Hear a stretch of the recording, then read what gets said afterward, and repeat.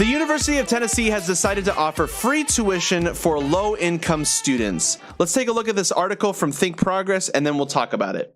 Joining a small but growing list of U.S. colleges and universities seeking to make higher education more accessible to a greater number of qualified students, the University of Tennessee announced recently it would guarantee free tuition and fees to admitted in-state residents with a family household income of less than $50,000. The novel program called UT Promise provides a financial aid package for in-state students who enroll at one of the system's campuses in Knoxville, Chattanooga, or Martin. The UT Promise covers the cost of attending classes at the selected campuses after all of their financial aid, such as Pell Grants and Hope scholarships, are received. I actually have mixed feelings about this story, guys. A lot of progressives might look at this and say, this is a win. To one extent, it is a win. To one extent, it's actually a loss. And a lot of progressives will oversee the loss here. Understand that I am in favor of free public colleges and universities. And so I would want University of Tennessee to offer free tuition in general. I don't like the movements that advocate for free things for low-income families in general. And here's why. Typically, low-income families can get things like free healthcare already. They can get things like free college because they can get the whole $5,900 or whatever it is from the Pell Grants. They can get the Hope scholarships. They can more or less pay for free community college. And that's not to say that I have anything against low-income families getting free things.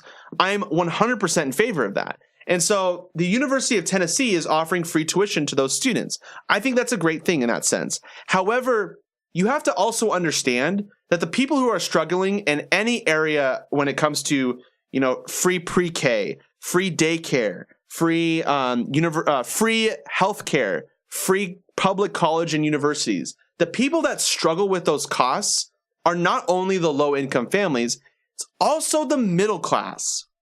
Now, I do appreciate that they decided that it's you have to have a household income of less than $50,000. That's a decent number, but I would like it to be about $100,000. The median income is somewhere around $35,000, but the middle class bleeds into like the 70s and 80s. And to me, I think it's those students that still struggle with paying for college. And frankly, there are a lot of parents that don't pay for their kids' college. And so it's the kids that foot the bill, even though the parents are rich. And so when it comes to college, I'm even more in favor of universal free college. And so what I'd like to see colleges do is I'd like to see them go towards free college in general. Now, you might say, like, well, how can a college go free right now when, that's how they make their money?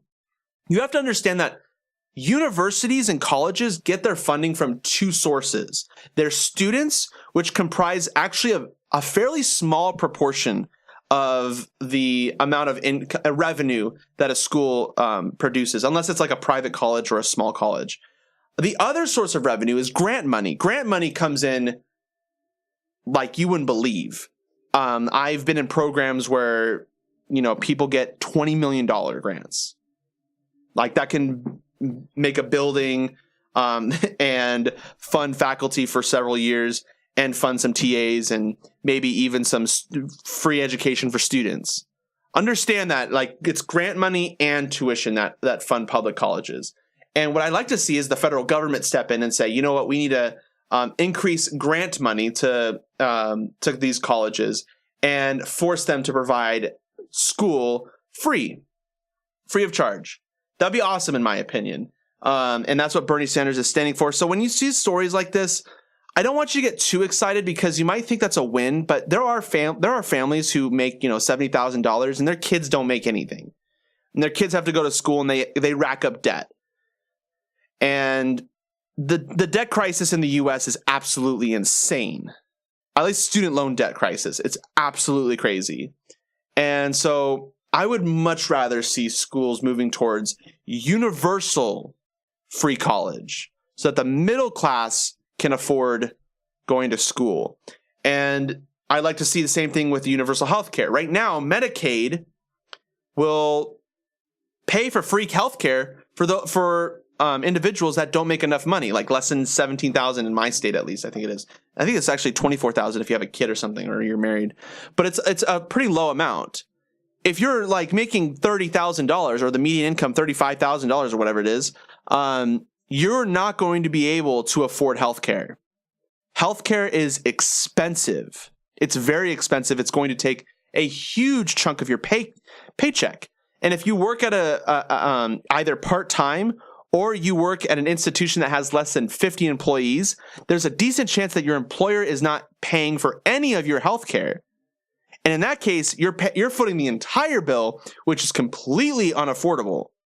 So in my view, I believe that healthcare should be free for not just the poor, but also the middle class. And frankly, just make it universal. Everyone's covered. I don't want even rich people deciding, you know what, I can afford this bill and whatever, and they make a poor financial decision and then they end up in the hospital and they end up dying because they don't have enough money to cover a certain procedure or whatever. They get kicked out of the hospital because they don't have the money to fund their procedures. That kind of stuff is unacceptable. We have way too many people filing for bankruptcies for healthcare costs, and we have too many people who can't afford their student loans. And so, yeah, in my view, I think that this is a win in one sense, but it's also a loss in another. So I want your guys' thoughts. Make sure you comment below. I want to hear what you guys think about this.